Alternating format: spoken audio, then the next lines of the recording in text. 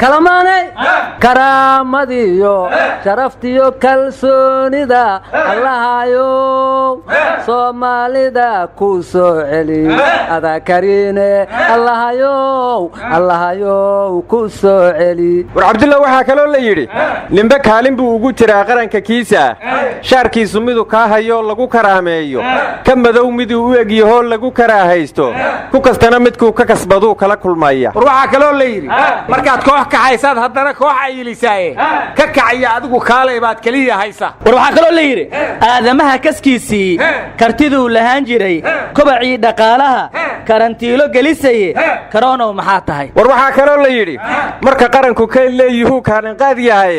kab intuu ka sigu dawlad kale kaamil noqon waaye kulligeen hadaan wada jirno la isku kaashanayo faringaabo badan oo jirta ayaynu kaban lay anigu kowkow kuma mashquuliyo waliba kaafleeye waxa kaloo la yiri maskax iyo hadii muruq iyo maal lagu mataanoobo muran iyo hadii milq galiya maahan laga dhaafo hadii midigta lees wada qabsado ee mid la ahaado mooryaan shabaab iyo shacbiga kuma mashquulsheen war kalamaane waxa kaloo maqli jiray muruqina maalo dhulka mira ku beero macdanta dahabka muujiyo wanaaga aryaadaha idinkoon war ku daalin degmadi aadan yabaalo gobolka shabeellada dhexe ka tirsaneed ee 15 sano shabaab ukumuhu u yaaleen beriga waa faarujiyeena la yiri war waxaan maqli jiray gur oo guryaha noo banay geedi bala guur waranna waxaan maqli jiray ay nucaana maalle ka bax minanka jiilal war aadan yabaalo shabaab ka baxay markaan maqlay waxa iiga macaaneed ciidamada dawladda kaabiga ku haya ummadayday waxaan idin oran lahaa hal u jeed yeesho isku hor noqdo al-shabaab ka dila argagixisadiyo al-shabaab ka dila war laadahay waxay maraysaa dalku waa midoobo bulshadu waa isku wada maane military gadoodiya hadaan macawisley gaadin mirtii dhexe shabaab kama baxeentuu maroorsaday waranna waxaan maqli jiray ma ogtahay magaalada muqdisho nu joogna ma mililicdan wali mana jiriiricoote war axmed waxaad ka tagtay maxaad la yaabtay maanta war adiga laftigaaga waxaad ka tagtay allah ayow magaalada maxaa wax isu muuqmuuqda wargooyin war ma haysaane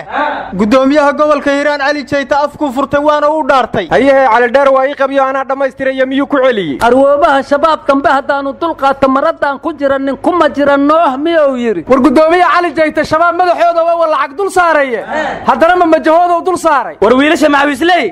dhamaantood waa in gabdha loo gooriyaa ma yiri maamul goboleedyada dagaalkii cadawga nagu daawaday markeenan ku daawanayna miyuu yiri wargooyin warka wad iga dhax gasheen gudoomiye Cali Jeyto aad u cadhaysan wuxuu yiri islaamnimadayda gaasira oo muslim maahi hadaan ogolaado Hiiraan in isbaaro la dhigto wuxuu inta waliba ku sii daray war burcadow kuwa jidka galayo ilmaadeen rayaalo ina kala badbaadiya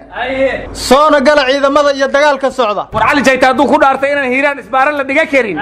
Ahmed Mayrana ma ku dhaartay inaan shabeellada dhexe la dhiga karin aryaadaha samigay Cabdulla isbaarooyinka ku wareerana wuxuu yiri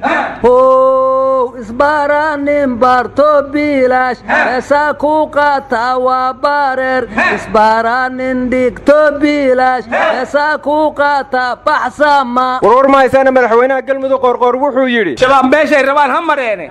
annagu difaaceenan ku jireenaa cidna weerari mayna miyuu yiri war xaral dheere iyo caal dheer iyo caal buurba galmudug kama tirsana miyuu yiri warka way ga dhex gasheen waxna leedin ma sheegi kare madaxweyne qorqor wuxuu yiri dagaalka galmudug dad la gaarale baa lugaha ku dhagane walaalayaal dalkeen iyo dadkeena baan xoreysanno buu yiri war waxaan maqli jiray nin baa yiri geelaas wax ka saari ma ee wax iga saari war ma aysin agaasimi wasaaradda arrimaha gudaha galmudug iyo shaqaale wasaaradda qaarkood caabud waqaal ugu aftuubtaa la yiri waayana waxa la isku haysay khilaaf ka dhashay dhismaha golaha deegaanka caabud waq war ma haysiine maanta baarlamaanka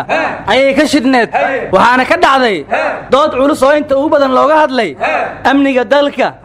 xildhibaanada qaarna afkay furteen oo waxay dhaheen xaaladda amniga dalka ku jiro xitaa annagayna saameysay qaarna waxay dhaheen sidaan amniga hadda xaaladda uu yahay waxaa sabab u ah dagaalka qawaariijta lagula jiro waxaana ka dhacday in isla baarlamaankii bur iyo biyo loo kala baxayo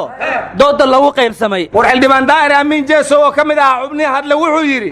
waa dembi in gaadiidka xubnaha baarlamaanka la baaro. war xildhibaan xuseen cali xaajo xildhibaanada meesha ka hadlay ka mid ahaa wuxuu yidhi weliba laysma baranay intee loo roorooya miyuu yidhi war maanta war intaa ka kulul buu ku hadlayo wuxuu yidhi xeeroosaadka ha laga saaro qodobka sheegaya inaan la baari karin xildhibaanada iyo wasiirada iyo xitaa ra'iisul wasaaraha in la baaraan qabaa. war xildhibaan macallimowba wuxuu yidhi xildhibaanada in askarta jayga looga reebo ayaa la lugaysiiyaaye amnigooda ayaa mas-uul ka ah. dalka xaaladda uu ku jirana waxay u muuqataa mid amnitii ugu xumeed. war xildhibaan murjaanood hadda ka hor xasuusatiin inuu yidhi guddoomiyaha baarlamaanka waa noo taallaa maanta wuxuu yidhi askartu annaka oo xildhibaannaa waxayna leeyihiin xiriir sameeya marka waayaab ayaan la xiriirnaa. war habdhowraha baarlamaanka xildhibaan nuuxba wuxuu yidhi culayska amni ee jira waa howlgallada socda iyo al-shabaab oo neef la gowracageeda ka muwaabkaahoo meel walba gelaya. war xildhibaan cali mahdi maxamedna wuxuu yidhi baarlamaanka waxaad moodaa in laga maamulo wadi sabka. war dooda baarlamaanka waa dheereeda xildhibaan maxamed abuukarna wuxuu yidhi sarkaal jooga hal kontarool ayaa 10 guri kule magaaladiina qaraxyaa ka dhacaya qamaaraa socda miyuu ka wadaa. war baarlamaanka muran iyo mooshin kama dhammaadee maxaad ugu mashquusheen aryadhaha idinku dooda baarlamaanka ee amnigaad aragtiin maalmahan waxaaba hor taallaa la yidhi miisaaniyadii dalka oo waraaqa ka mida ay ku qoran tahay mushaarka madaxweynaha ra'iisul wasaaraha garsooraha wasiirada iyo xildhibaanada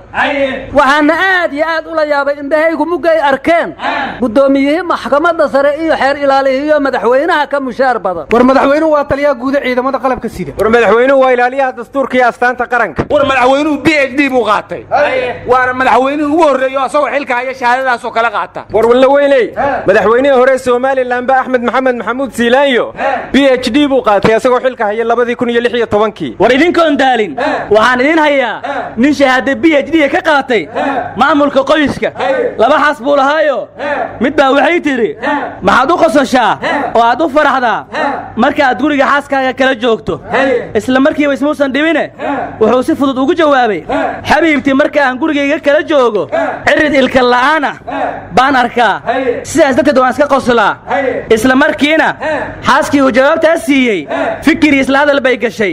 waxayna go'aan ku gaartay inay ilkaha iska daadiso si ninkeedu u farxo oo uu u qoslo si la mid ah marka uu joogo guriga xaaskiisa kale. alla maxaa yaab jira xilligii uu shaqada ka soo rawaxay maalintii kale ee uu gurigiisa yimid waxa uu arkay xaaskiisii ilkaha uu ku ogaay oo cirid mulahan ku qoslaysa kadibna intuu isku naxay buu afka labadii yeelay kala orod iyo kabtay maaragtay baana meeshii ka dhacday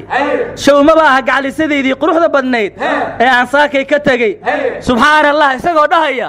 ayuu gurigii ka cararay kadibna waxay bursatay iyadoo dhahaysa kaalay xabiibi ila qosol. waxaan maqli jiray nin badahab dhuma sii doontoon. war waxaa kaloo la yidhi wabax iyo waxgarad waa laba macnee kee waana mudan. war ma haysiine waxaa lagu dhawaaqay midowgii musharaxiinta hayehe kala guurkii maa la gaaray. war mawaalantii dawladduba sanad ma jirtee. war waxaan caaniya nabad ahaynba waa la kala qaadaay